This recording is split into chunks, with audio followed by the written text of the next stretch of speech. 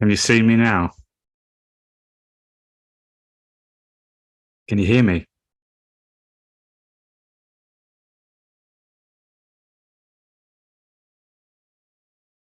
Nothing yet. Okay. It says I'm live now. Yes. Okay. Amazing. Welcome, everyone. Thank you. Thank you. Thank you for being here. I'll turn that sound off. I'll put this sound on. Okay. So welcome to today, soul coaching. The good stuff. So I'm going to put this here. Seeing here, yep. Hi, Kimmy. Hi, Shanti. Hi, Lorena. Hi, Summer and Lily. Who else we got on? Hi, Emily. Hi, Amanda. Hi, Hopeful. So welcome, everyone. I appreciate you being here. This is the first YouTube live that I've done, and I'm going to be doing a lot more on here. Hi, Kay. Good to see you. Hi, Lizzie. Awesome stuff. Okay, so some regular names. And it's been a bit of a journey for me, and I've really been assessing everything that I've been doing. I put a lot of content out over the last few years. I've done a lot of meditations, and I've really gone now and started addressing of how I can actually use them in my favor and to get that out to more people. And YouTube keeps coming up. I also used to look at YouTube as being one of those platforms that didn't allow free speech and it didn't allow for these things. Well, this is free, it's truth. And it's been good learning curve for me as well. So it has a lot of potential. And I'm going to be doing regular soul coaching ones on here now as well. The courses that I have created, I've now uploaded both on. Not sure what to do on here. Welcome, Jenna. Well, Jen, welcome, welcome. I'm guessing this is just like a normal chat, and I encourage people to get involved today.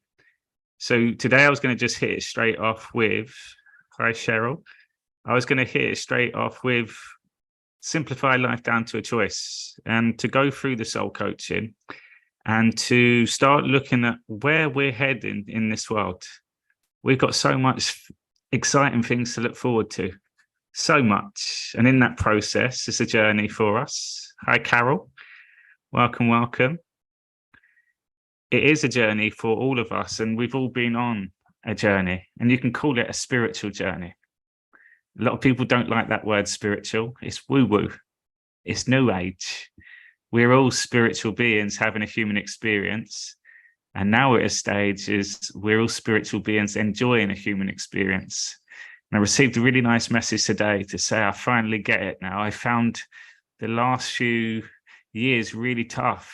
And I realized that me awakening up was the darkness. It was my soul waking up. And that's the beauty of life, is a full spectrum of feelings and emotions. And the soul, all of us are souls, chose here to have this human experience. And we live our life going through it as if we are in charge of everything. We're in control of everything that takes place, which is a big fat lie. We've got no control of what takes place. The only thing that we have control of is the choice in every moment. But life unfolds in front of us. And this human experience has been a solar coaster. And that human experience consists of human emotions, human feelings. And to get the full human experience, we have to go through every one of those emotions. And a lot of us are now starting to experience what we would deem as darkness. A lot of us, if we look back, we've gone through pain. We've gone through suffering. We've gone through sadness. We've gone through challenges. We're going through every bit. But what we're doing, imagine life is a jigsaw puzzle. And we got to find all the different pieces to life. Got a new one there. There's one there. I've ticked that one off now. I've had that experience.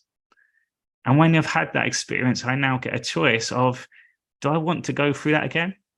Or look what I've learned from that. Look how I've overcome those moments. Look what's taken place for me since then.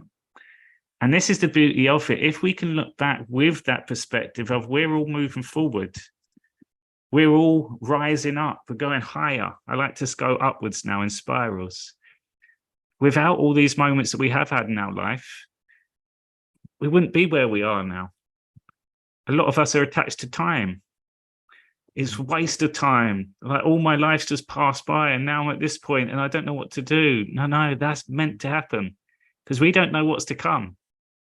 Got kind of little tips and tastes and little suggestions of what's coming, but we really don't know what's to come. And if we really understand the concept of being a spiritual being, and spiritual is energy, it is timeless. In that time, the light, we get to choose. So we can reverse aging. We can go back and revisit moments. We can relive.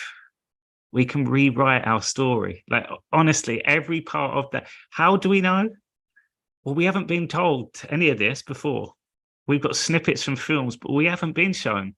So all we think is it gets to the end of this and then we die and then what happens next? No, we can go back too. So I want to try to keep it really simple today because for people coming on a journey, spiritual and spirituality and all these buzzwords, 5D, ascension, it goes one ear out the other for a lot of people. It's too far or too much to comprehend. My mum, she tried listening to the quantum video that I did the other day and she said, I didn't get it. I'm like, yeah, that's day 28 on the second course. I haven't even started at day 2 on the first course yet. We have to go through it all. So we're going to go back and just look at really simple stuff. And this is stuff that we can pass on to our loved ones. This is things that we can share with our kids. This is things that we can implement instantly in our life. And I guarantee that everything that you do going forward, you can use this in the moment straight away, ego or soul, ego or soul. And we're going to come on to that. So again, people, please do use the chat. Loving the comments already. What we got here? Hopeful. It's definitely in a spiritual journey. I love it. I love it. And that word, love it. We're getting to that stage now as well. It's been tough. It's been really challenging. However, if you take it all and put it here, you're going to go, whoa, yeah, okay, yeah, makes sense. And then look at what we've achieved so far. Soon we're going to see we've done nothing in our life. We haven't even lived yet. We haven't had a full experience, not even the slightest. That's the exciting thing for me. And I'm hoping that a lot of people start sharing that excitement as well. So let's go on to the soul coaching part first. So Harry, the soul coach, and I've always been in a role, service, helping people, changing lives. Started my journey in the fitness industry, personal trainer. And my role was to help people initially lose weight, help people get fit, help people become healthy. Keywords, buzzwords. And I started as a personal trainer in 2007. I've got a photo of it somewhere in the gym, baggy t-shirt, proper young boy. I just finished college, and at the end of my college course, I got offered the opportunity to do a fitness course where you got qualified as a level 2, they call it, a fitness instructor. I didn't know what I wanted to do, but I got offered that course for £10. I was like, I'll do that. All the big lads in the football team, they all jumped on it too. They're bench press and biceps. And I'd been my whole life involved with sports, as in every single sort of team that you could think of. I was even in the netball team at school. I was in gymnastics, I was in table tennis, football, rugby, cricket. I was in everything. I was just one of those guys that would, I like to compete, and did the sports course at college, which didn't really get you anything, but my best years, I'd say, because I was part of a football team. We all had our uniform. We were all the cool kids. And it was like every lunchtime we'd play cards.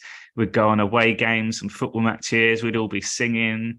It was a really cool time. And on that fitness course, the lady that was assessing us, she said, I go around the world on a cruise and I train people. People come to go on holiday and they want to keep fit whilst they're away, and I get to train them. And I do that in all these different countries. And I was like, whoa, you can do that for a job. I just looked at my mum and dad, they had office jobs. I looked at my teachers. I looked at all these different things that we've been shown what jobs are. And when I heard that, I was like, well, you can do that as a job. And it was that conversation that she had with us that was the thing. I was like, I want to do that now. And quite quickly, I got myself qualified and I got myself a job at a local gym. And the first question I asked the manager who employed me, £6,000 a year, apprentice wage, and I was qualified. I said, how do you become the best personal trainer? And he said, if you want to be the best personal trainer, you've got to go into London. And he said, in London, you'll meet all sorts of people. That was my first bit of advice, but it stuck with me. So I did about a year and a half in this gym, my local gym, and I was better than a lot of the trainers there. They were making a lot more money than I was, and I started getting the frustration until one of my friends moved into London, got a job in one of the top gyms, and he said, look, come into our gym. I'm a salesperson, and I'll sort you out. And then I went for the interview, got the job, and self-employed very quickly. And then all of a sudden started learning my craft. And that was quite a good period for me because I was oblivious to life. I was a kid and I went into this adult world. I lived on the outskirts of London my whole life, but never really understood London. I then got to see money. I got to see drugs, alcohol, late nights. I got to see strip clubs. I got to see all sorts of stuff just from the way that clients used to live their lives. I didn't know these things existed. I didn't know certain jobs took place. I'd always ask people, what do you do? And they'd say a job title and I wouldn't have a clue. One of the most awkward questions. But what I did have always was good relationships with people. And I cared. I loved what I did. And I was always learning along the way. And I remember signing up my first client, 10 sessions, £400. And looking back, he must have think this guy hasn't got a clue. I had my folder, I had my men's health articles in there, and it was an interesting journey. But I started learning, started seeing how the body worked, started going on a lot of courses and investing in myself, and I was making good money. I was 20 years old, 21 years old, I think, 2008. Yeah, about 2021, and I was making some good money, but it was all my own. And I was getting a £400 for 10 sessions. I'd stick £100 away for tax, and I was doing it all legit by the book. And within 18 months, one of the new kids that come in, we both started at the same time. We both connected, and we both said, why don't we set up our own gym? And didn't really know what that meant. I just thought, I'm getting my own gym.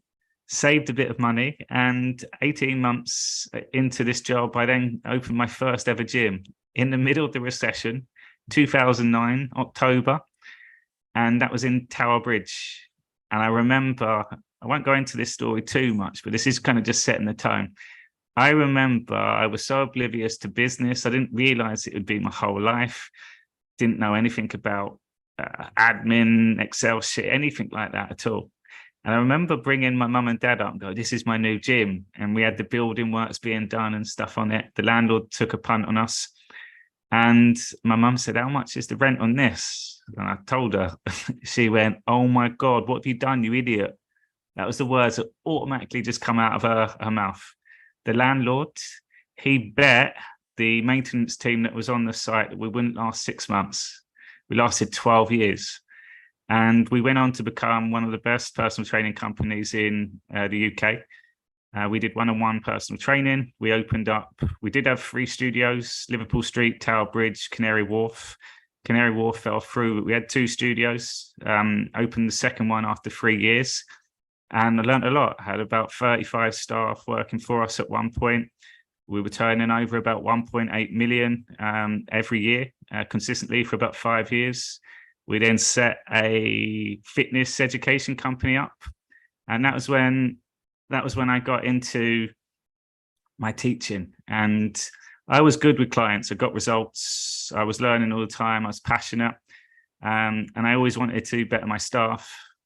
We then kind of went from one studio, we looked after each, but then we started teaching people to become personal trainers. And I really got a taste for that. It was that because I started seeing how the industry, and one of the reasons why we set up our gym was full of a lot of people that didn't really care what they did. They weren't interested. They weren't passionate. They were overweight, always on their phone, always late. Just gave the title personal trainer a bad reputation. And the problem when you get labels is that everyone associates you as the same as someone else. I'm a personal trainer. I'm a personal trainer. And look around and like, you're not. Like what we do, or I'd flip it, we don't do what you do. Like you give us a bad rep. So we started adapting of how we train people. And when it comes to the education, we saw how easy it was for people to become personal trainers. And that's when it stepped up. And that's when using my experience to really help people understand that it was a lot more about fitness and nutrition. It was about getting to know the clients, looking at their lifestyle, understanding what actually meant for them, like the important things. And when you work in the city, and I'm pretty sure there's a lot of people in it that's had corporate roles or still in corporate jobs, the word stress is a big one. And then with that, you've got the lifestyle, you've got unhealthy stuff that goes on too. You've got deadlines, you've got bosses and colleagues, and it was interesting. But the key thing for me was the health aspect, and the fitness industry overcomplicated everything. And this is where I'm leading into this. When it comes to spirituality, it doesn't need to be complicated. We overcomplicate everything else we do in our life.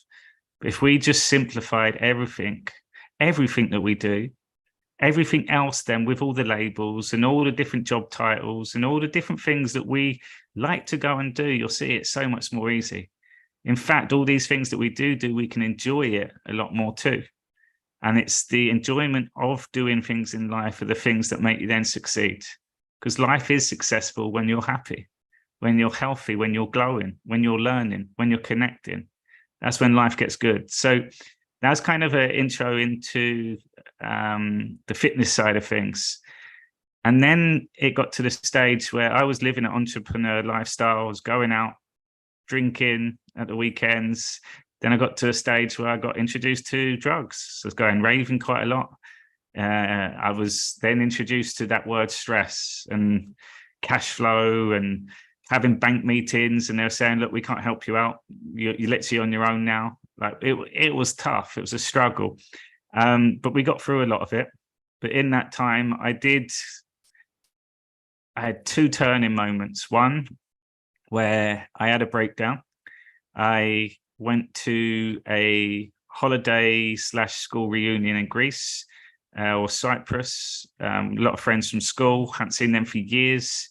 And it was almost like a stag do. All the boys had the all-inclusive hotel, and it was just chaos, effectively. Like every wife and girlfriend, they despised their partners and their boyfriends and husbands every single night. They were just, it was funny. It was like they were over there and there was chaos over here.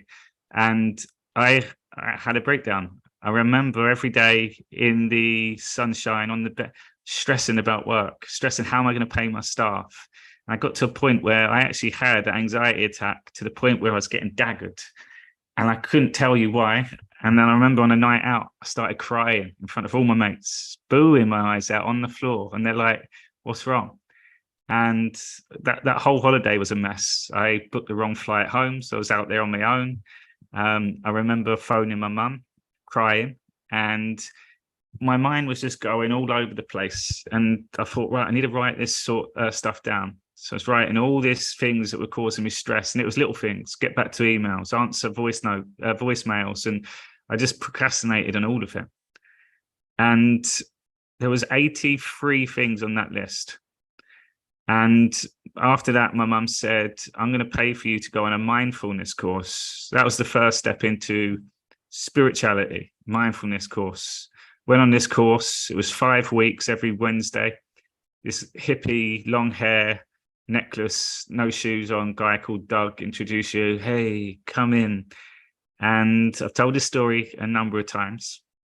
But this was my introduction to being present. So he got us all in a circle, and there was all these city people there, corporates, and I remember I'm sitting there like a mess, just stressing, moving constantly. And he got us to hold a prune, gave us all a prune each. He said, hold the prune, smell the prune, look at the prune, be present with the prune. And I'm sitting there thinking, it's a prune. What is this? For this is a waste of time. I'm getting more and more stressed. And we did meditation at the end. And during the meditation, we were laying there, and I remember what I thought. I'm like, oh my God, I had this experience and something grabbed my foot. And it's like, no, you were snoring really loud. So I grabbed your foot just to keep you quiet. And I was like, oh, what that did to me, that whole session and those few days, I realized then being present, I wasn't present at all. I wasn't paying attention whatsoever. And I forgot all of it. I didn't remember apart from that one bit. And then it made me realize every time I went out, if I had any sort of drinking, I'd forget. If I'd go on a course, I'd forget. I couldn't tell you what I'd learned. If I went cinema, I couldn't tell you anything about the film. Some of my mates would be able to tell you the whole film. They say the lines all the time. They joke with each other. I couldn't even tell you what happened in the film. My memory was terrible because I used to tell myself. But memory's only bad when you're not present because your mind's elsewhere. So that was one. Breakdown. Got into meditation, got into mindfulness, but I was still going out, still drinking, still doing drugs, still not dealing with the things at work, procrastinating. And the second point was I drank quite a bit, and I got myself arrested 3 times in the space of 18 months. One in America, one in the UK, which got me to go to court. And that scared me because I didn't have a clue about court properly then. I just remember why I got drunk. I've got it on camera still now. I knew my rights, but I was very drunk. Wrong place, wrong time, cheeky. And what that meant, if I got guilty, I wouldn't have been able to go to America. I'd have had a criminal record. And I had a blessing that I had quite a strong case, but I had a blessing that the police officer that arrested me, that threatened me, he didn't turn up to court. So the judge, he looked at it, was like, oh, I've got to dismiss this. So it set me back a lot of money. And there's a photo somewhere which I'll share. And I'm like, thank you, thank you. So I got away with that one. And from that moment, I said, I'm not drinking as much. And then I had that breakdown in Cyprus. So I said, I'm not going on stag do's or anything anymore, just because of that one. But then it was my mate's stag do in Tenerife. I didn't want to go. And it was my best mate. He said, come on, you'll be fine. Like, we'll look after you and stuff as well. Day 1, I got through. Day 2, I woke up, I rolled over, I was in the cell. And I couldn't tell you how I was in there. I woke up in a prison cell in Tenerife. Saturday, 6 p.m, apparently I got arrested. And Sunday were closed. So I was in there for about 42 hours. And my head went doolally. For about 36 of those hours, I couldn't tell you why I was in there. They didn't tell me. So I'm in there in my swimming shorts, and I couldn't tell you why I was in there. No memory whatsoever. When I finally got out to speak to someone, they wouldn't even let me into the building because I didn't have any clothes on. They had to give me a rag to put around me. And they said, attempted robbery of a car. What? Yeah, you tried to hotwire a car and you break into it. We found you in the car. I don't know how to hotwire a car. I definitely got set up. And again, they let me go. No charge, but it hit me really hard. And I had a moment in that cell, which I've also shared. I had a moment where I had a voice that spoke to me. It was my voice, really loud in my ear. And as I was looking at the cell, it said, what are you doing with your life right now? You got no control of it. And now looking back, that was God. God within me, clear as day, soul slap. What are you doing with your life right now? You got no control of it. And I remember coming out, my mates waited for me, or 2 of them did. The rest of them all had their flights to go on. And yeah. And I remember looking out at the sun, and that was the last time I had a drink.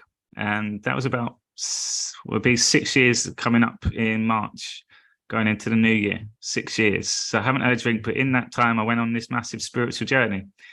And I say a massive spiritual journey. Life is a spiritual journey. If you go back to every aspect in your life, that's all a spiritual journey. It's just at what point you start becoming aware of it. One of the things that I did start doing, though, I was meditating still quite regularly, but I was learning. I started with the audiobooks. And I think the first book I listened to was a book by Darren Meredith or Daniel Meredith. It's called How to Be Fucking Awesome.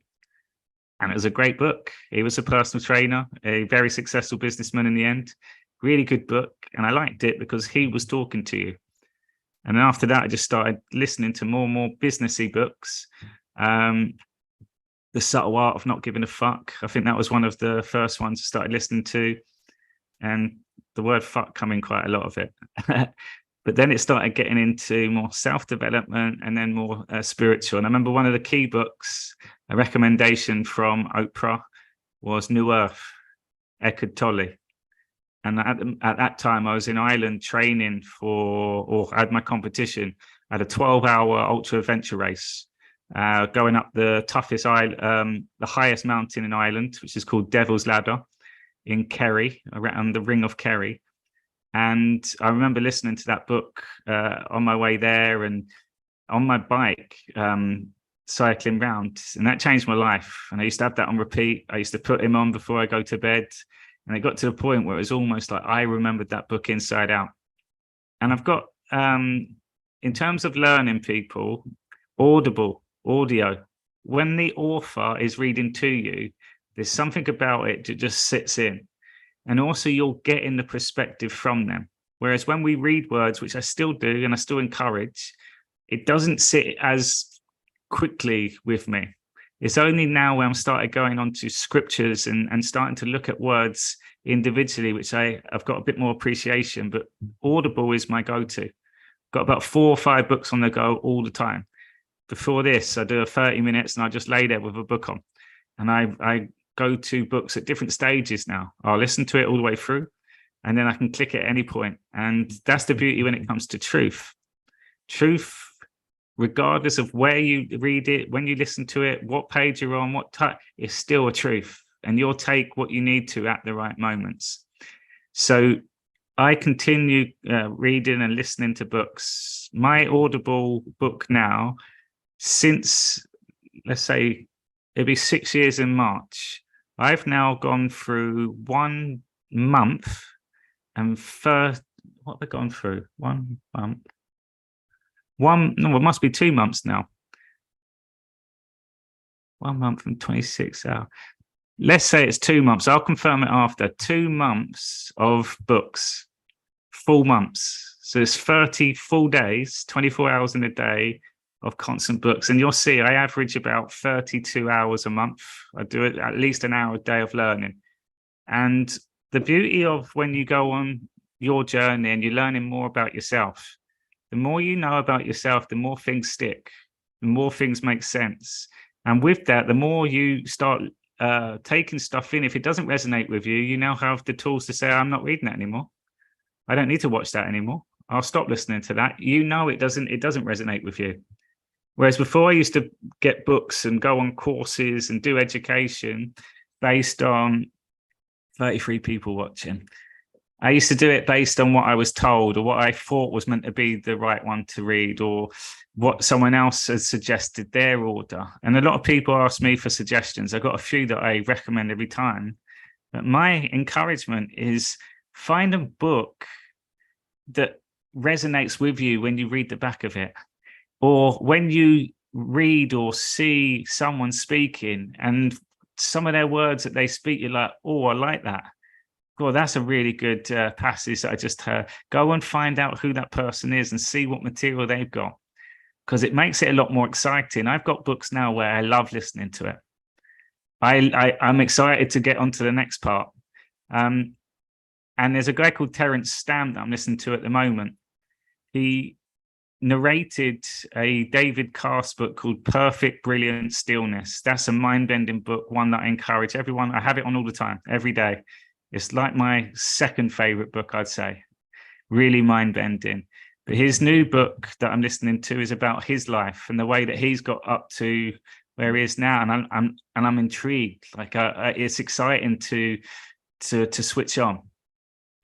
So this whole journey, it's gone like this. Now it's gone to a spiritual path. But I've realized the word spiritual and being spiritual and spirituality, that's a label that a lot of us go through life trying to play too. Like you've got to do it a certain way. And I've noticed a lot of people, then they change their way they talk, and it's all about bliss and love. And that's not being spiritual. That's acting spiritual. Being spiritual is just removing the spiritual part, just being yourself.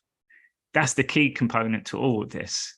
It's enjoying life, doing what you enjoy and what you love doing, making your own choices, and then being able to make decisions all the way through, your decisions. So I've got to a stage now where I'm in flow a lot of the time. And a lot of the information and wisdom and insights that come from me, they come out of nowhere. And when they come out, I then go back to a book that I've read, and it's from that book. God, it's similar to what I've seen there. So it sticks in a way that sometimes you don't remember. And then when it comes out of you in flow, it's like, whoa, that's powerful. And to start with, when I was having these moments, I used to keep texting my friend, and I used to annoy him because it'd be all these long things of me trying to make sense of it and explain it all. Again, overcomplicating everything. They weren't there yet. And they just saying, oh, here he goes again.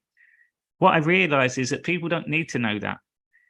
The beauty of it, though, and you get excited, you want to tell people, you want to share of it. When you start doing this more and more, it'll pop up at the right time in a conversation. My role now as a coach is that everything I do, I have a reason to use it. I go through life every day with 3 intentions that are stuck back in my subconscious. How can I use this? When can I use this? And why would I use this? So I say, any conversation that takes place, how can I use this when I'm on stage, which I will be? How can I use this for social media content? And how can I use this for my coaching and my clients? So everything that happens, I'll save that and I'll use it then. And it sticks. So how would I use this? Why would I use this? When would I use this? Do that for everything that you do, and I guarantee your memory improves. That's from a good book called Limitless, Jim Quick, and it shows you how to use the mind more. So in 2020, I'm talking a bit, but if you're still here, which I appreciate, please do get involved with the comments as well. So 2020, lockdown took place. And I said, as the world locked down, my heart opened up. I experienced love. I experienced this energy. I experienced connection with Source, with God. I had moments that were so magical. I was seeing signs all the time, and I had confirmations continuously. And I started teaching meditations, and it was just seeing the changes that took place from people. They were instant. It was like a shock. And then to the point, it was like, this is exciting. Like, I love doing this. And I started then getting into like creating more and more experiences. But what also took place in 2020, I started working with people that had cancer. I started working with people that had been on mainstream medicine, chemotherapy, radiotherapy. And these people got to the stage where the hospital said, I can't do anything more. Sorry, you're on your own. Or, which we experience a lot, you've got this long to live. You're going to die in this amount of time, which is a myth. Anyone gives you that, that's a myth. And I started working with plant medicine, cannabis oil, Rick Simpson, THC. And again, that attachment to, oh, it's a drug, I wouldn't do that. I want to be in control. I saw miracles take place. Miracles. I saw people that were told 3 weeks to live, and they lived a lot longer. I saw death. I saw choices that were made. I saw decisions that were so powerful that their whole life drastically changed going forward after that. And what I really learned out of all of it was life is simple. When you've been given this terrible label, you've got this long to live, you start seeing people's backs against the wall, and the most important things and meaningful things in life take place. And we say, when you've been told that, your ego runs away. All the excuses you have in life, all the procrastinations, all the things that you're a bit shy about doing, that disappears if you want to live. And in those moments, people started making their choices. And what happened was I come on board and I started working with someone, but I had the coaching side of it. I went on a coaching journey, complemented my personal training side of things. And I started coaching these clients. And what I started seeing was that they were just giving you truth all the time. And it was so much truth that it come from their soul. And I realized that I was talking to their soul every time. But what that really did for me was these people, they're going through absolute hell, as what we would label it as, but they're happy.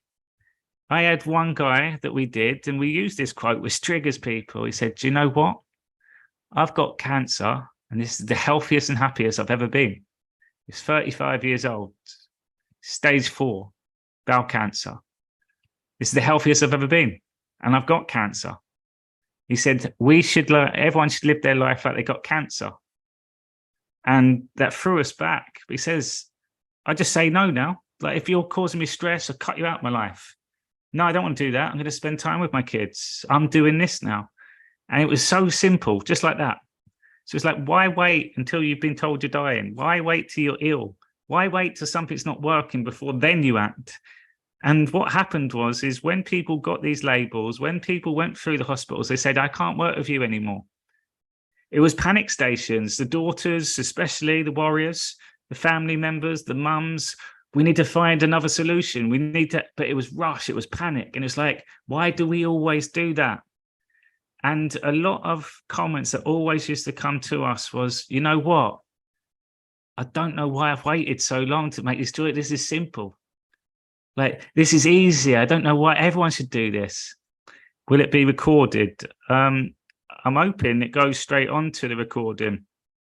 I'm hoping it goes straight onto the recording. Claire, Ashley, loving all this. Thank you for being here, Ashley. Claire S, I've witnessed this with my dad these last few days. And are you learning a lot as well, Claire? Like, for me, people, death, again, we're not educated on it. When you see your loved ones in what you call problem situations and they're struggling, or time's running out, or they've accepted it, you learn loads much more. You're more present. That is one thing for sure. You are paying attention to them. You might get frustrated. It might be upsetting, but you learn a lot. Loving this too would be recorded. Need to pick up my daughter. I expect it. So yeah, I'm actually am. Love that. Yeah, it'd be interesting to see what does come up for you. I encourage everyone. Like, for me, your biggest lessons are death. And a great place to start is just go on Google and type in deathbed messages of wisdom.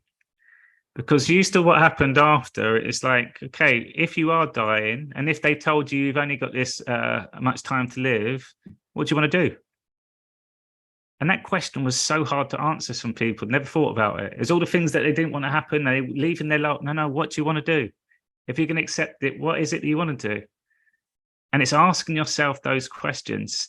So we started getting meaningful things, and it was on that search term that you can get as well. It's like, make the most of your life. Let go of the things that stress you. Let go of your past. Be with your loved ones. Do things that you want to do. Say no when you want to say.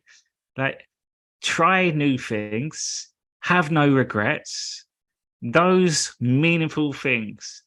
And all the things that we chase in life, none of them were there. None of them were there.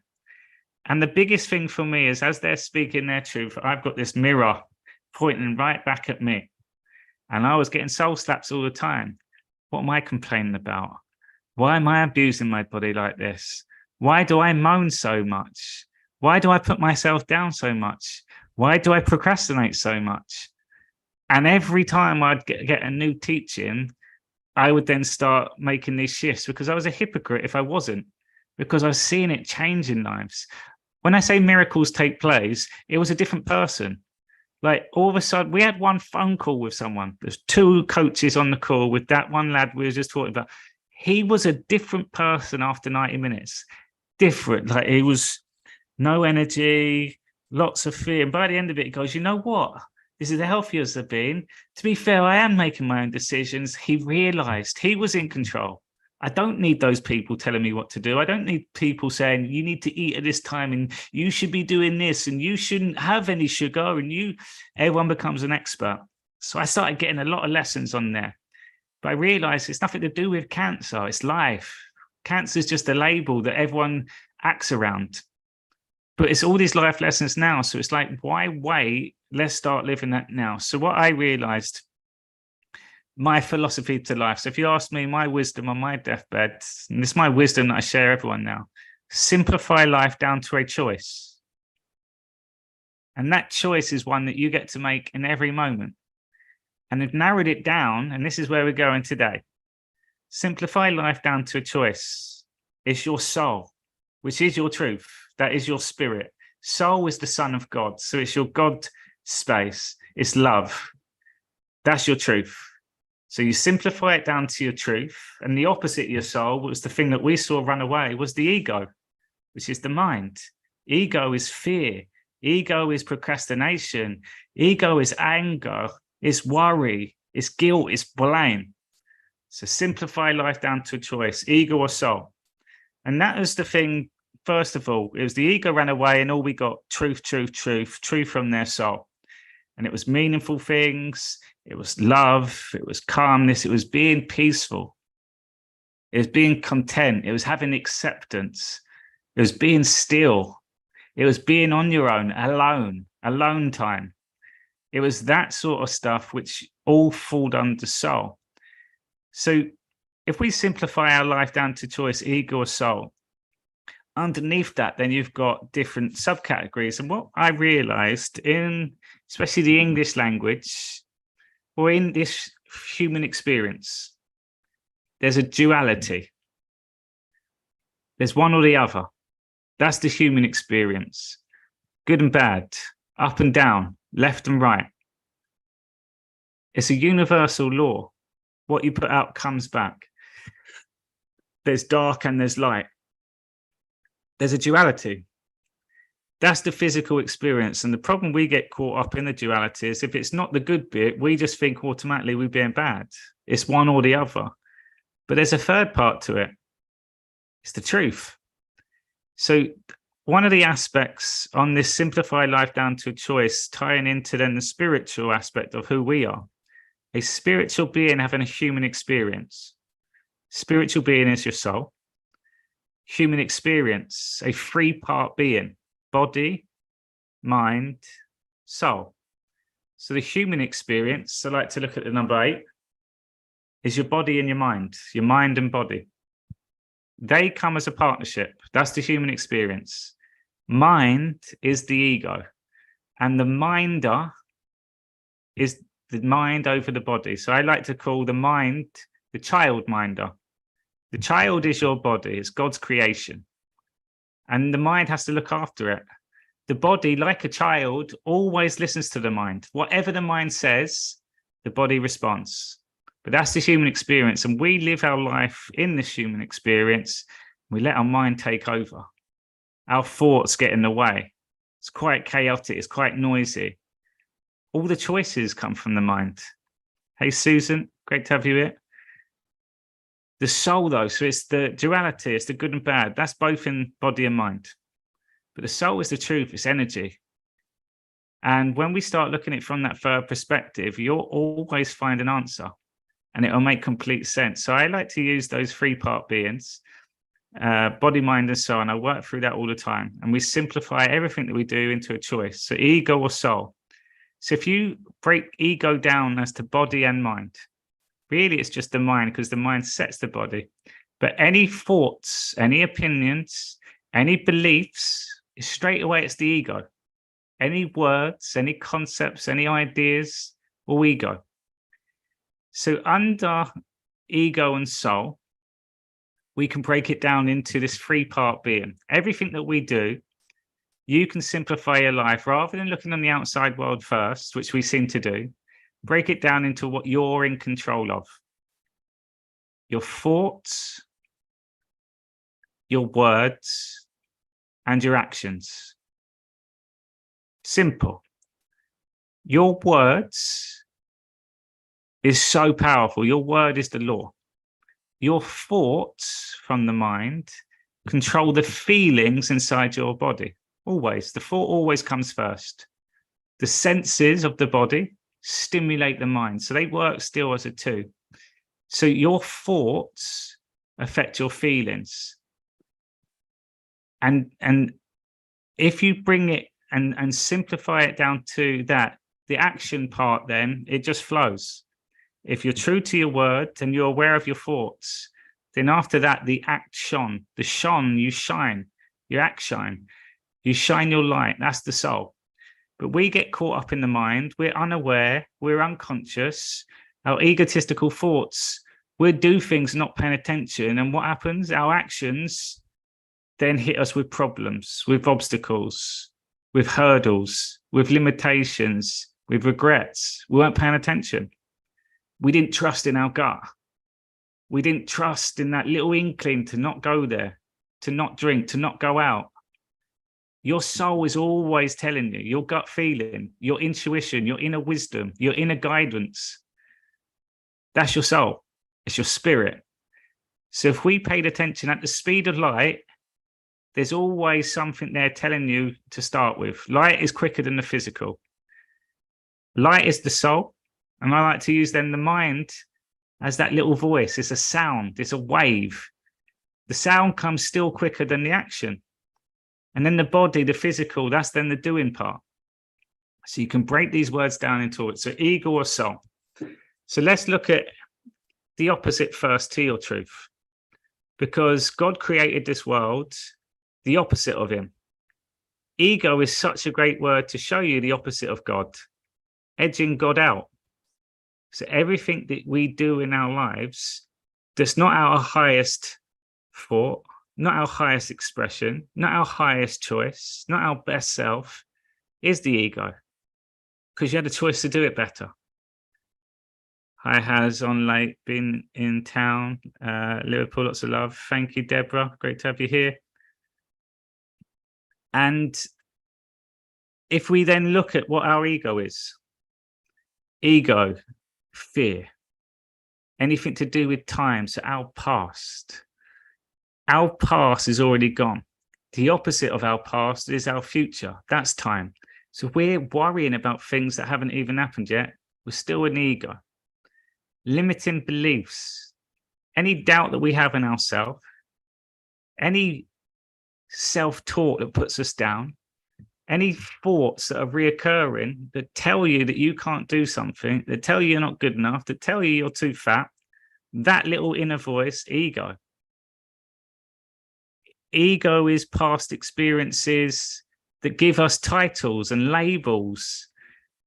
And we define ourselves based on the actions, based on what other people tell us. So the opinions of others. Labels is a big one. The roles that we play in our life. So many things fall under ego. And the beauty of this, if you simplify life down to a choice, it's your truth. If not, it's your ego. Anything that's not your truth, you're going to see there's a lot there to deal with. It's like a whole layers, loads and loads of them. And the more you become aware of your ego, you're going to see, whoa, it has a big part to play in my life. Ego is the mind. So we're trying to make sense of all these things, and it can get really stressful and overcomplicated. If we go straight to the truth, then you can see, okay, well, it's not that. What's my truth? You just flip it on its head, and then we can take the time. We come back to our truth, and then we can go back into all these things and learn about the ego. Don't let it control us. So become aware of all these things that are not us. And then instantly, I like the question, what would love do? We go to our truth again, and we start from the truth every time. So what is your soul? Soul is love to start with. The highest emotion, that's love.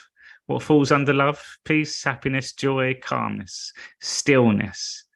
What is the soul? Being healthy. What is the soul? Learning. Being creative, being in flow. What is the soul? Being positive. What is the soul experiencing? That's a big one, that word experience. Go through life experiencing everything that comes to us. Question to people in here. How many people have been presented with loads of different opportunities through their lifetime, maybe places to travel, people to visit, opportunities, job, work, career, plant medicine, all these different. How many people have said no to stuff and got a habit of doing it? No, I can't do that. No, I wouldn't do that. Oh, I'm not good enough for that. How many people have had that? That's ego by saying no. That's the protective part of the ego. No, I'm not allowed to do that. That's ego, relying on other people. There's opportunities that come our way all the time, and yes, some of them not for us. But I guarantee there's loads of us in here that know that certain things they wish they did now. It was screaming at me to do it, and I wish I did it, and I didn't. I bottled it. I blew it. Me. And it's these moments of looking at it and just becoming aware of it. That's the key part. So again, our past is gone. We didn't make those decisions. However, we now become aware of it. And when these moments come again, I said no to everything. Thank you for sharing, Jen. Yeah. So we're all on the same path here. We've all done certain things. By me asking that, I can't say no. That is my problem. That was one of my problems as well. I couldn't say no. I was a yes man to everything. I think I've tried most things. I regret it all. However, with these decisions now going forward, Jen, how much more aware of you it? How much more have you changed over the last few months where you have been making decisions? And we're seeing progression. And we're heading through a transition at the moment, but I know it's put you in good stead. In fact, like I've seen your development. I've seen there was a moment where I saw you on the call, and it was this glow that come out of you, and it was like, whoa, there was something that ignited inside you, and it was almost like, oh, I get it. And then we go through life, and it is spirals. And sometimes we get pulled back again, or it feels like we're going around in circles, or feel like we lost it all, lost the flow now. Oh, I'm back to square one again. You're never back to square one, ever. It may feel like you're not where you should be, but you're nowhere near where you was, ever. Thanks to you. That was all down to you. And then also a big shout out to the community too. Getting there 100%. Loved that. I have made almost a 360. It's odd. I want to do many things I've turned down. Jen the warrior. Yes, indeed. And the other Jen, thank you for sharing that as well. I want to do so many things I have turned down. And that's the beauty of life. We're going to be able to do that. So here's one for you, because there's certain things that I dreamed as a kid. And I'm like, I wish I could do that. And I let that goal go. And one of them was being a DJ, which I never put any time or effort into it. Right? And I watched Coldplay years ago in Sao Paulo. And there was a moment where he got the crowd all down, and then it went, and this crowd just erupted. And I said, I'd love to be able to do that. With my meditations now, that's one of my goals, is to get a whole stadium full, a whole arena, and get the crowd going like that. That goal disappeared a long time ago. I was like, I can't do that. I'm not DJ. That come back again. So there's certain things, people, it might not be the way that we initially thought it out, but there's certain things that can come back to you. A lot of things I've said yes to, I wish I had said no. Thank you, Cheryl, with your help and knowledge. Thank you, Summer and Lily. So I'm going to throw it out to people on there. What things now are on the list? Because a lot of people still don't know what they want to do. Hey, ComBXT, welcome. And so that's all these things that brings excitement. And when we look back, it's like, there's a bit of regret, but we look back with awareness and don't let it take over. So my question was, when I brought that up, and it's like, have you made decisions that you wish you didn't? And did that bit of guilt come in? Was there a bit of a tiny bit of a stress or a bit of a frustration that kicks in for just a split second? When it comes to health, it's a big one. Getting back into shape, and then you look at yourself 20 years ago or 10 years ago, or you know that you're nowhere near what you used to be, and you're like, how have I let myself go? Like, how and it's that regret, and because you're so far away what you used to be, then there's a stress about starting up again. I'm going to ache again for days, or I've got this is going to be too hot. That comes all in again. It's these moments where we have to let go of what it was before, but use that as our inspiration, and also know that we can keep moving forward. I've filled up my weekends with all these amazing things now. It has opened up so many doors and new people. Love that. And these are the things we're progressing. I'm telling you, people, this is great that you guys are all on this journey now. Wait until the world starts changing too. It's going to make our life so much easier.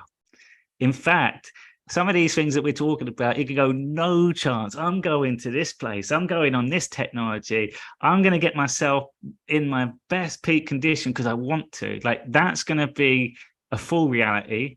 But we got it with the awareness. We've got it with all these lessons that we're learning. This strengthens us. This is what our soul come here for. For me, it's total reprogram. I love that word. And it is. It's reprogramming this so the body starts experiencing what is truth, harmony, perfect body balance, love, energy, light. Travel for me, and yep, but back to training. Love that. So excited, loving my amazing journey. This is great, people. I love this. So ego or soul? So I'm going to ask you a question now. So I broke it down into other aspects of our life. So under soul, first of all, if we look at the way that we show up, our energy is our feelings, and that energy, we then transfer that to our thoughts. So this is the thought part first. So the mind. And you can put the feelings then in the body. We are such powerful creators indeed. Lovely, Marge. Big shout out to you and thank you again. So love is the soul. So we always start from the soul first. What's the opposite of love? Fear. Love is such an overused word, and our interpretations of love is also like our interpretations of God. We put too much pressure on that word, or we chase what we deem as love, the way that love's been presented to us on the movies, and a relationship that we've felt that moment of love before, and we've had these moments doing things that just brought us joy and love, and we had love with our kids, but they've grown up now and we haven't got that back anymore. So that as love. But let's go to the opposite of love. It's fear. So if we got the duality, there's a middle section part. And if we use it to the middle section part, we can start seeing how simple love is. Love starts at that neutral point of silence, of stillness, of calmness. That's love. And I realized one of my biggest teachings is love is so easy. It's so simple. We go and chase the really high expressions of love, which I encourage. We don't need to chase, because whilst we're chasing, we don't think we're in love. And again, that duality, if we're not in love, then we're in fear. We start at the neutral point where we're not doing anything, we're being. Because in that moment of being, our body is healing. Our mind is still. So we get to actually think clearly. We get to create. We get to make sense. Get to relax. We get to sleep. Get to regenerate. Your soul is pure love. Love you unconditionally. Thank you. But again, it's our energy. You feel it. See, that's your soul too. We share the space. A truth is so powerful. It is heartfelt. The words are so truthful that it resonates. It rings true. What rings? The light within you. The truth within you. Like, love cannot be acted. That's the opposite of love too. It's an act. So love or fear, our feelings. So let's take fear then, because this is simple then. Because what I learned with people that have been told they're dying, so being in their truth, being in love, they're calm. The moment they got agitated at all, they're in fear. And there's a lot of agitation when you've got these labels. Everyone else becomes an expert. Everyone tells you what you should be doing. Everyone treats you differently. Everyone brings their worry and their sorrows. And it was frustrating. And a woman I fell in love with, I used to just watch how everyone used to give her advice and tell her what to do. And I'd see her get frustrated every time. Every time, 5, 6 times a day. She'd see someone else she hadn't seen for a while, and she gets frustrated. And in her mind, she's thinking, if only you knew. Like, of course I'd sleep if I could sleep. Of course I'd eat food if I could. Like, I'm starving. I can't get it down. Like, people become an expert and they don't do any research themselves at all. They're not experienced what they're going through and they don't ask. But what I saw was the frustration. And what I learned from energy, when you're healing, you need all this energy. You need your soul full. You need all your light. That's healing. So if I'm giving it away, I'm throwing away this healing energy. So I'm getting frustrated every time. It's like a gas leak. Every stress that you're going on, you're leaking out your energy. You need it all. So the components to now not doing that anymore, that energy that you're wasting on them, or that energy you say, oh, I'm sorry I couldn't come out, you keep it, you're charging yourself up. So I was noticing all these things. So the opposite, frustration,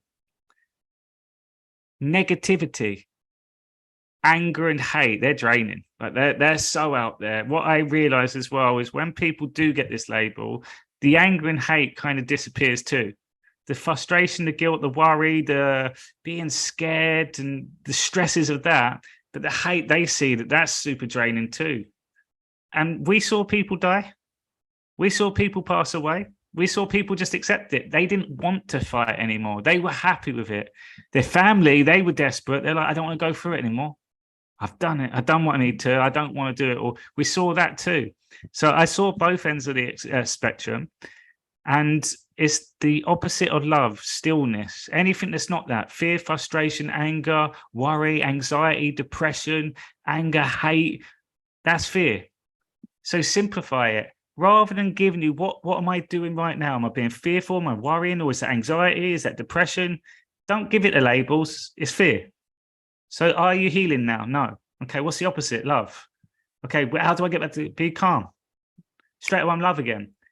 Love is the soul. So as soon as you're calm, people, you're with your soul again, your spirit. What's your soul? This is the other one which I didn't use before. Your soul's God. You're with God as soon as you're still. Silence is God. That's a powerful statement. Silence is God. When you're silent and still and your eyes are closed, any hairs moving, any wind that brushes on, any light that comes in your face, you felt it, you experienced it. What happened in that moment? God's with you all the time. That our minds are so chaotic. I call it a thunderstorm, a brainstorm. It's too noisy because my mind's going out here. But if I'm still, those noisy clouds, they disappear. So then I get my insight. I get my spark. I get my download. I get all that from God. So your soul is God, the Son of God. So soul, God, soul, God. For me now, I tie the two together. And the opposite of your soul is edging God out, ego. Fear, love. Opposite of fear is love. So love is your truth, love is your soul. Then we break it down again. So you've got soul, ego, which is the top, and underneath all these different things. Love or fear, love, peace, happiness, stillness, joy, euphoria, excitement. Lots of happy moments here. Fear, opposite. Underneath that, I started seeing and doing work. Same time, 2020. When COVID was on, I was driving around the country picking up plant medicine. And I listened to a book. I listened to quite a lot of stuff, actually. I was doing a meditation course, Deepak Chopra, primordial sound meditation. I was learning quite a lot about Ayurveda, medicine, nutrition, and the Vedic traditions. And then got onto epigenetics. And I did a course on epigenetics to look at how the cells in our body, we can change them. And it's the environments that changed our cells. And a guy called Bruce Lipton. So driving up, I listened to a book called The Honeymoon Effect, Bruce Lipton, really good book. And on my course in the epigenetics, he started showing you the power of your cells. And this then confirmed it all from a scientific standpoint. And this really helped me then start connecting all these things together. And your cell, if you pull one cell out of your body, that cell has everything about you in that cell. Everything about you. in your cell phone, that cell has everything about you in your cell phone. That's what it's designed. It replicates a cell. So you can pull a cell out of the human body, and this is how they do their testing on it, and everything about your personality, hair color, your stresses, everything. So he used to do stem cells, but then he got on to looking at epigenetics. And this was like the advancement of science at this stage. And other people, Joe Dispenza, Brad Gedden, those were kind of like the mainstreamers that are putting this stuff out there. And he did a talk and he said, I can pull one cell out of the human body and I put it in a petri dish. He said, every cell in that one cell has got a brain of its own. It's like God is in every cell. I'm like, oh, that's powerful. He said, I put that one cell in a petri dish and the cell inherently knows what to do. So we just watch it, we monitor it. So we changed the environment and we realized that when people say, oh, it's hereditary, my family, they all got cancer, they've all had diabetes, so I'm going to get it. Only if you tell yourself that. Hereditary is a myth. They say 95% of your cells can be changed. Only 5% of your cells are hereditary. So anyone that goes with that, oh, it's hereditary, or the nurses, doctors will say, oh, tell me about your family conditions. That's a myth, people. And he shows you that you can change anything about your body because every cell has its own brain. And if you've got over 50 trillion cells in your body, you can influence quite a lot going on. So in that one cell petri dish, he said I'd put some food in there. And by the end of the day, the cell moved towards the food. It did it on its own. It inherently knew what to do. And he said at the same time, we'd put the same cell in a petri dish and it'd have loads of poison in there. By the end of the day, the cell moved away from the poison. It knew it was poisonous. It wasn't good for it. So he said the cell has two responsibilities, two only, duality of life. Grow or protect. That was it. And he then showed you that the environment, the external environment and internal, so all our thoughts, all our feelings, that's internal, but the external world, what we're looking at, what we're consuming, what we're letting into our life, who we're listening to. And they did a study on parrots. And I talked a lot about parrots recently, but he did a study on parrots. I've been looking for this video and I can't find it anywhere. I will find it at some point because it was amazing. He showed you the studies and he said, these parrots, we used to change the environment with pregnant parrots, and we'd put one parrot in an environment where it was always protective. It was always being attacked by other species, and it was always in a state of fear. And then we had this parrot that we put in like a sanctuary. It was like a heaven on earth for parrots, had all the food, had the right weather conditions. And he said, when they were monitoring the babies within there, if we go into the human anatomy first, and then it makes sense what took place to these birds. But he said, grow or protect, and the environments change it all. So he said, if you then look at your inner body, all your energy centers, all your body, all your vital organs, naturally, without you thinking about it, we know that our heart goes, our lungs move up and down, our pancreas is doing this, our liver's flushing that out. We're getting the pH levels changed. It does it all without you thinking about it. It just knows what to do all the time, constantly. So there's God working within you all the time. Think about that. That means your body's a miracle. That's what I learned. Your body is a miracle. It's so intelligent. It does things that what we and everyone else don't know how. It just does it. That's the cells acting. That's the God part. But he said, grow or protect. What happens is, if you're in a fear state, your body doesn't know what fear is apart from what your mind perceives fear. So if I see that person over there, I'm like, he's going to kill me. If I watch this YouTube video and go, that's making me angry, that's fear, stress. Remember, opposite of love. I've sent this signal to my brain. My mind sets the body. So by me sending that stuff to my brain, my body's reacting to it because my body's a child. That's the minder, remember? That's the conductor. That's the captain. The mind gives the messages to the body.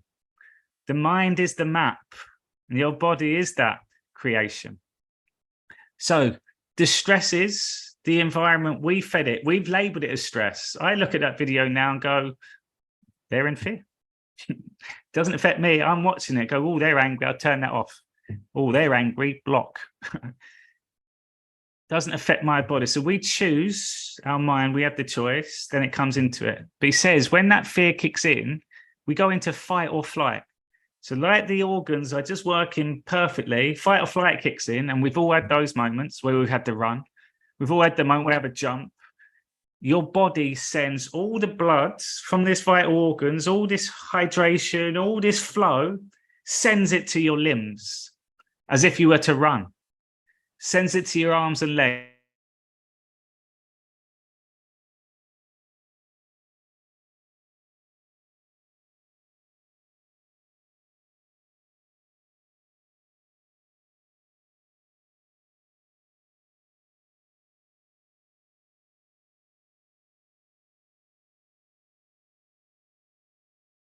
Or fly.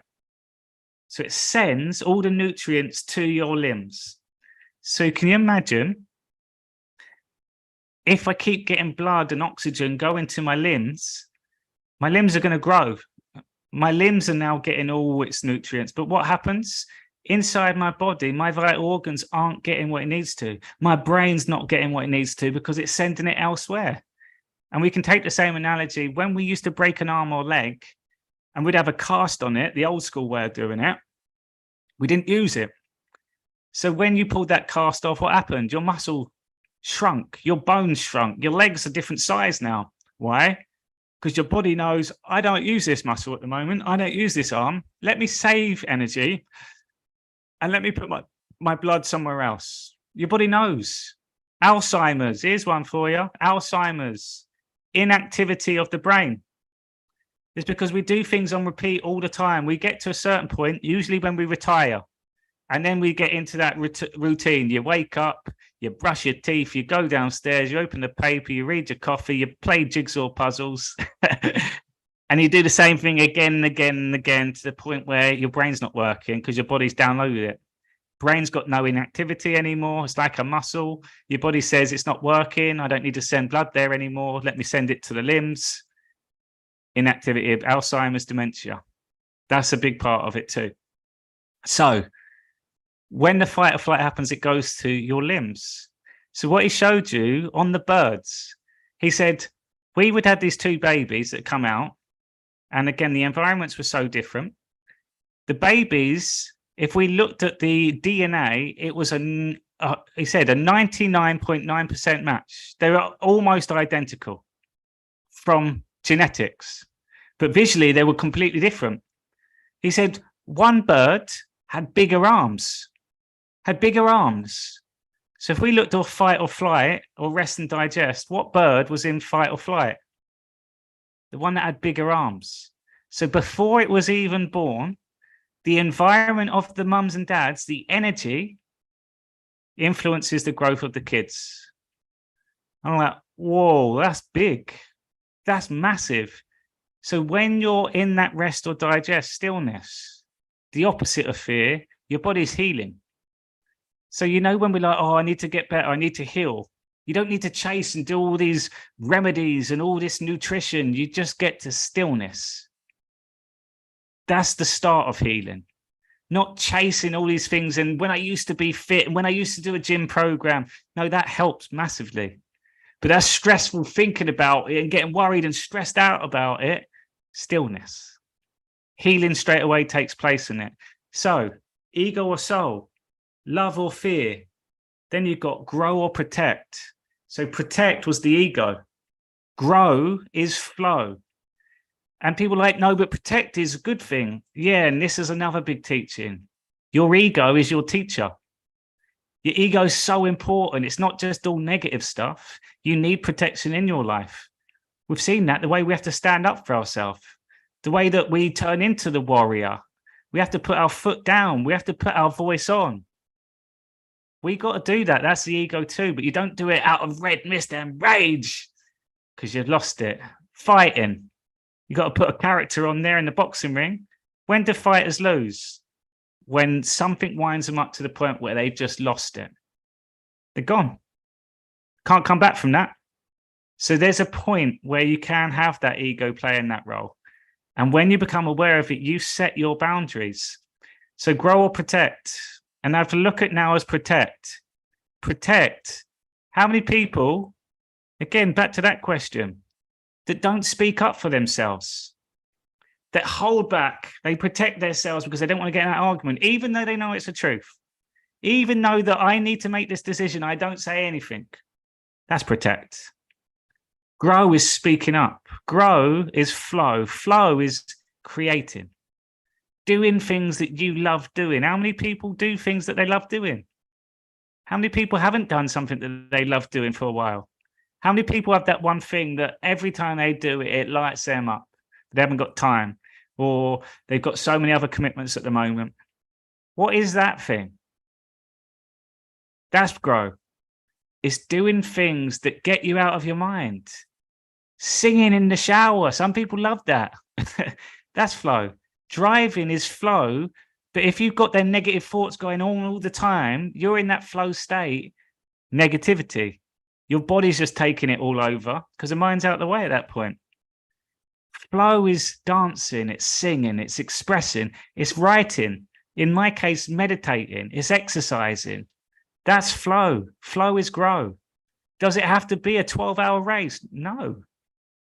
Walking your dogs. A lot of people say, I love walking my dogs. I had a woman said, you know what, Harry? When I'm my true self, I'm with my dogs in the morning. I make stupid noises. I'm talking to them. They're bant with me back. That's when I'm in my element. That's flow. So what is flow again? That's God. People don't attach the two, but that's God. And Susan said, when you're out in nature, it's love. That's pure God. So being out in nature, when you go hiking, how many people go hiking and they get lost in the moment? And all of a sudden, like 40 minutes have passed. Or you're gone hiking with someone, you two haven't spoken for about 20 minutes, but you were both cool with that. That's flow. Flow is amazing. And it's catching yourself in them moments to know, I was in flow then. It doesn't have to be these like gigantic quests, even though that's amazing too. It doesn't have to be that. That's the other extreme, but they're the extremes that we chase. It's the ultimatums. So the flow state, when you're in flow, your body's healing. When you're in flow, you're in that love space. When you're in that love space, you're in your soul. Ego or soul. So I look at that then as all my actions, everything that I'm doing, because when I'm in flow, mind's out the way. It's a no-brainer. I get caught in a moment. That's saying I got lost in time. Time disappears when you're having fun. Time stands still. Time is the mind. That's why it's not there. You go to the beach. That's a great one with your loved ones. There's no time there. The time just disappears. You watch your kids enjoy it. You watch your dog enjoy. When it snows, you watch that. That's flow. So all these moments in our life could be the smallest thing, like mum and dad. My mum and dad. My dad gets involved. Jigsaw puzzles. My mum loves doing jigsaw puzzles. She's a bit of an expert on doing them now. That's her flow state. So we don't even have to compare to what other people do, what we love doing. And you know what a good bout of flow is? It's trying things that you haven't done before, giving something else a go without the judgment to it. Which then leads me on to my favorite part, and this has changed my life. So we did the thoughts, love or fear. We did the action, grow or protect. And then we got a words. Words, like I said, it's changed my life. Words, the moment you become aware of the words that you speak, instantly your life changes. Initially, you realize that how negative you are in life and how much things that you say to yourself or to others that hold you back, that restrict you. It's automated, so much so. We say things without even thinking about it. It's on repeat. So a great one. And again, I got back on LinkedIn. I've come off quite quickly. Got back on LinkedIn, did one post. I had about 20 messages that come through in the space of 4 days. Hi, Harry, hope you're well. That was the first thing that they all wrote. I hope you're well. It's such an automated response. Nice to hear from you. If you're emailing people, they didn't hear from you. They've read it from you. They didn't hear anything. It was typed, automated. When you say to people, how are you? Not bad, not bad, not bad. Anyone that answers that, I know they're unconscious straight away. I know they're in the ego. Not bad is such an automated response. But if you listen to what those words are, you're judging your life on being bad, not bad. You could answer good, thank you, because the opposite, the soul, is good. I'm well. What is love? Stillness. I'm okay, thank you. I'm fine, thank you. I'm good, thank you. Doesn't have to be, I'm great, I'm fantastic, thank you. But not bad, there's an opposite. You've got a choice. So English language, the words are so powerful. And if we use I'll do an exercise with you. I've done this many times before. Words influence change straight away. Words from others will manifest in your life if you're not aware of it. But words can change in a flash, the speed of light. So I'm going to ask you all, and I'm going to show you the power of words. Quite simple. I'm going to ask you all to close your eyes for me. And I'm going to show you how quickly, and as I'm speaking, people, because your feelings are the truth, your soul, I want you to feel, when I'm speaking, feel the shift that takes place. So here's my philosophy in life: simplify life down to a choice. So if we simplify life down to a choice in every moment of words that we choose to speak, there's a negative, and the English language, I'm pretty sure every other language, there's an opposite. There's a positive. So my philosophy, in that moment, I choose the positive alternative. Not bad, good. I choose that. If I only choose to speak positive words, a question to you, can I be a negative person? If I only choose to speak, you can meet me by negativity. You can take my words as being negative or being horrible. But if you look at my words, they're positive. And if I'm just aware of it, if I'm positive 90% of my words, would you agree that I'm going to be more of a positive person? This is a no-brainer again. So, power of words. Listen and feel the difference. First of all, listen to the end bit. Simple instructions, the negative versus the positive. Never forget. Don't stop. Don't give up. We flip it. Always remember. Keep going. Keep striving. Negative or positive. Feel the difference. Keep your eyes closed. Okay, listen to these words then. Don't think of the tiger. Don't think of the tiger. What do you think about? Don't give up. Never forget. Don't stop. Don't think of the tiger. Tiger. Stop. Give up. The last word that's spoken is the truth. Keep going. Always remember. Keep striving. Remember. Going. It's powerful. Okay, even more powerful. Let's change it. I want you now, eyes closed, think of a loved one. Like really think about a loved one and think about them smiling. Think about them laughing, like that little giggle, little cackle. Think about you both laughing together. Like this overwhelming, powerful memory. Feel it. Do you feel that shift that takes place in your body by listening to my words? And then just open your eyes. Words are so powerful that in that moment, your mind has gone somewhere else. Creator, you created an experience that you're now feeling in the body. So in that moment, was you feeling stressed? Was you feeling angry? Was you feeling worried in that moment? No. You're thinking of a loved one, smiling, laughing, giggling, and you're in that moment with them. Words, simple like that. So for every negative, there's a positive. So we always got a choice. So my challenge to people, can we bring more awareness to the words that you speak? Can we catch ourselves in the moment and see if we can find an alternative one? Because this is an ongoing process. This is not something that you can perfect. You can improve and you can get really good at it. But this is a big part of awakening, spirituality, enlightenment. You're never perfect. That's the problem. It's not you reach enlightenment and then you're this perfect divine being. We're perfection by divinity anyway. We're perfect designs of God's creation. And that perfection is having the human experience with awareness. And then when we fall back at certain points, when we do get frustrated, that's the human experience. So another thing is, if people live a life of perfection, there's something challenging there too.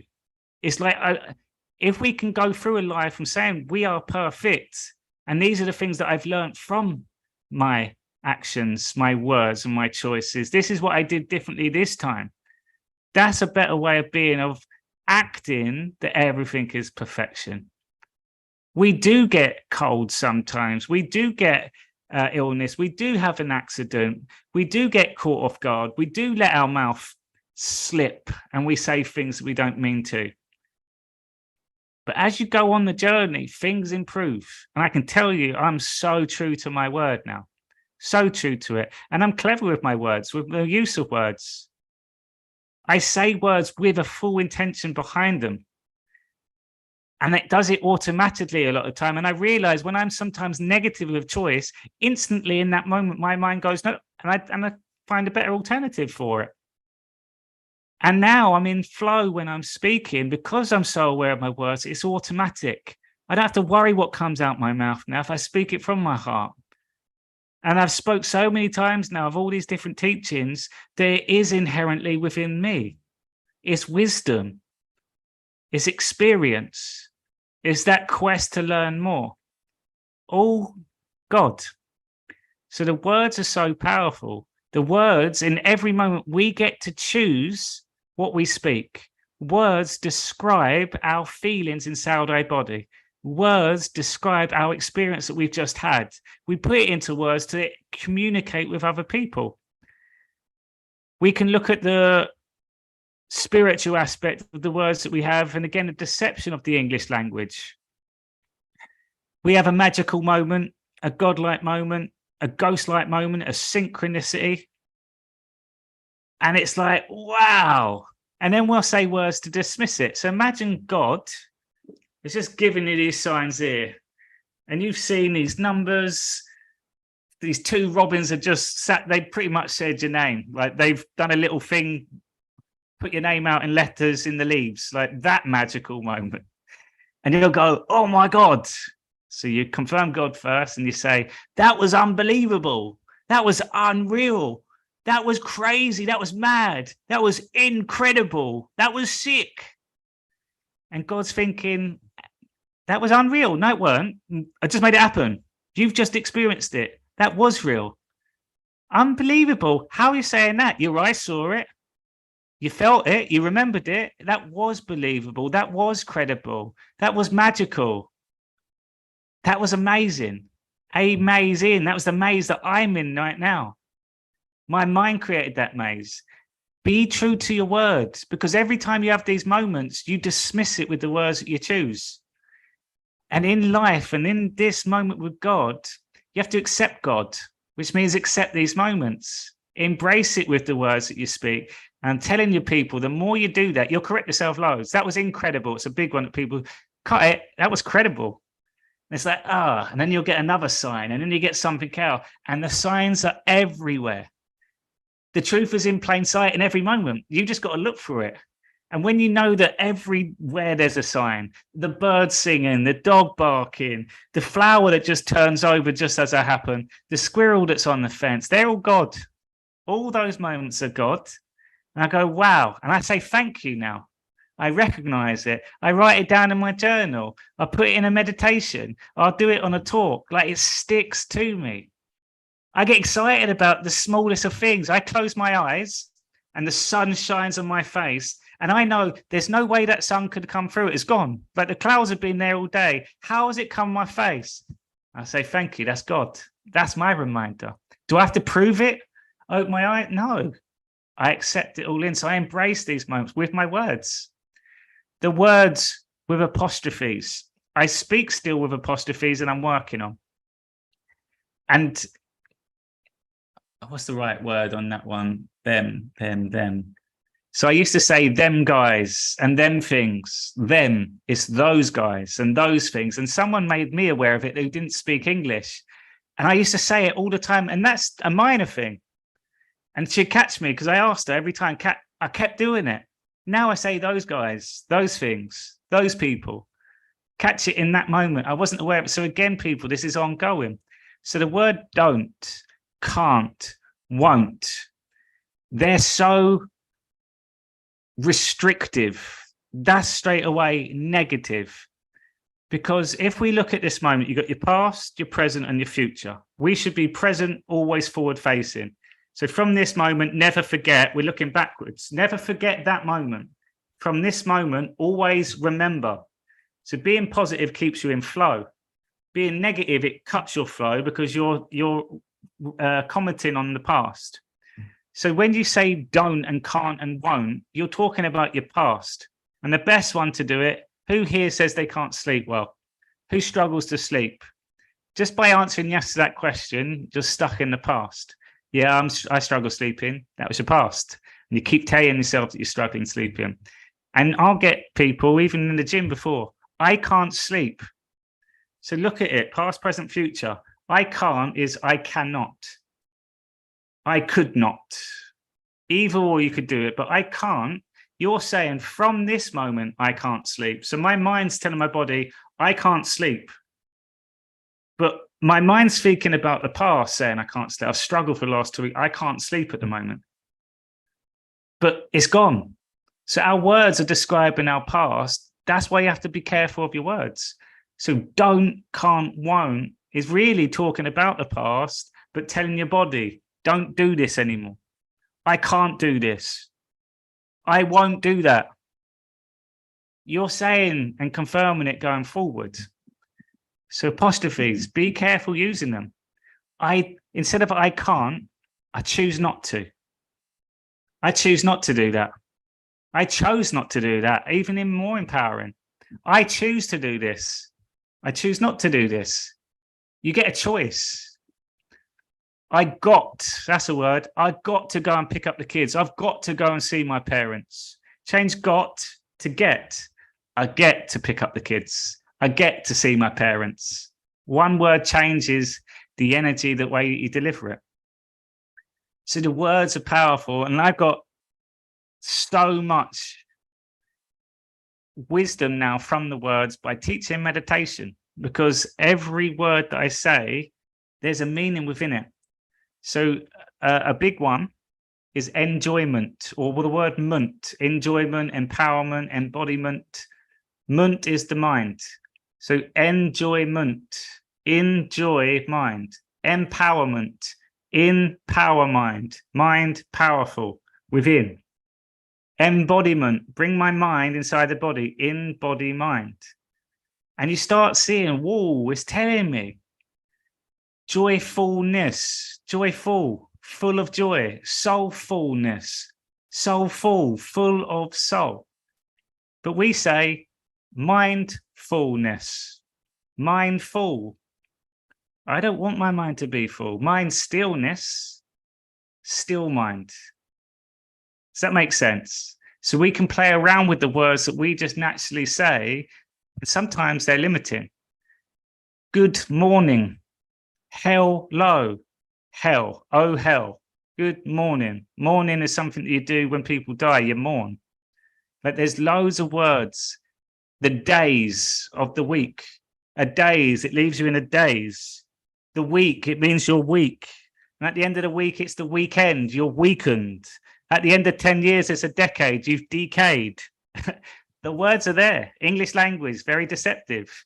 However, when you're aware of it, for every word for deception, there's many more for truth. So you can play around with it. And when you change and make that choice yourself, it empowers you. Your body goes from fight or flight at the minimal level, the little ego, to energized. And when I said think of a loved one, that body just shifted and it ignited. There's some brightness. Your body feels lighter. You ignite. Again, the words in plain sight. And then the two most powerful words, I am. I am, whatever comes after I am is a truth. How are you? I am tired. I am stressed. I am hungover. I am busy. Your body's going busy, busy, busy. Tired, tired, tired. Stressed, stressed, stressed. I am ill. I am always ill. I'm always injured. People say that all the time. Your body's going, right, let's be injured all my life. Let's be injured. Don't worry, I've got this. I'll be injured. I am. Change it. I'm healing. Let me be. Woohoo. Managed to finally catch a live. Love. Oh, life good. I'm healing. Let me be. That's the name. Welcome, welcome. You have to go back and watch this as well because we're coming towards the end of it. But I am. And when you become protective of that, out of everything, that's the one protection. I am has to be followed by a truth. How are you? I am. Make sure that there's a truth after it. Your body will respond to it regardless because I am is the only thing that exists. It's you. I am. And then people ask you how old you are. You say, I am, confirming that you're old. And then you give a number with attachment of that number and you take that on as a truth. In Latin languages, in Brazil, they say, how many years do you have? I have this many years. They also have I am, which is permanent. So let's say my name, I am Harry.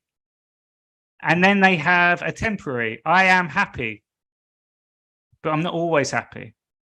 So you've got two things. That's the Latin language. So the English language is amazing, but you have to be aware of it. And we see people. So again, when it comes to fear and love, that can be done with words too. Soon as people are negative, soon as people swear, soon as people curse, soon as people badmouth, soon as people gossip, I know it's ego instantly. Doesn't matter what they say. If you're swearing, in that moment, you're choosing to be. And the vibration that it rings within the body is not a resonance that the body likes. It doesn't resonate with your body. It doesn't ring true within your body. It's a resistance. So it's powerful, powerful stuff. So ego or soul, fear or love, protect or grow, negative or positive, words, thoughts, actions. And I look at everything in my life now and I say ego or soul. I go, oh, that was my ego. Then I try to find my teaching from it. Then I try and make sense of it. I let it go. I Am Legend, good movie. So that's my philosophy to life. And I've broken it down into those four, but you can do it with everything now. And the more you start doing it in the moment, catch yourself and then say, what would love do? What is my truth? What can I let go of? What is the positive? What's the opposite? And quickly you change. You catch yourself in the moments because we do get in there. But then you have a choice, that choice to simplify life down to a choice that you get to make. You get to make it. And if you are stuck, which also is a choice, we choose to be stuck. What's my next choice? What's my next action? Ask for help. Research. Go and look into things. Be still, meditate, get my answers. I got a choice in that moment too. What do I do in this moment? It's a bad situation. I've broken down in the middle of nowhere. I could stress about it. I'm late for work now. I'm going to rush. Let me stop. What's my choice now? I am late. I'm accepting it. What's my choice now? Okay, slow down. Let me get all my things. Let me get in the car, take a deep breath, and we'll get there. If you've been given that label cancer, you can stress about it. I'm going to die and all this. Well, you've got a choice. Let me accept this news that I've just heard, which I know is a myth. What can I do now? Go for a walk. Clear the head. Cut people out of your life for now. Clear the space. Let me think. Let me breathe. And then you make the next choice. Life's simple when you start doing it like this, people. So I wanted to say a big thank you because this is my first live that I've done on YouTube. And I will be doing more soul coaching ones like this. The Rumble I will come back to and do some more connecting the dots. But you're seeing I'm moving more onto this platform. I want to start living myself now, a life that I want to choose. And I've seen ways that I can do that now. And the soul coaching always comes back to those principles. Simplify life down to choice. Words, we can do so many different things on that.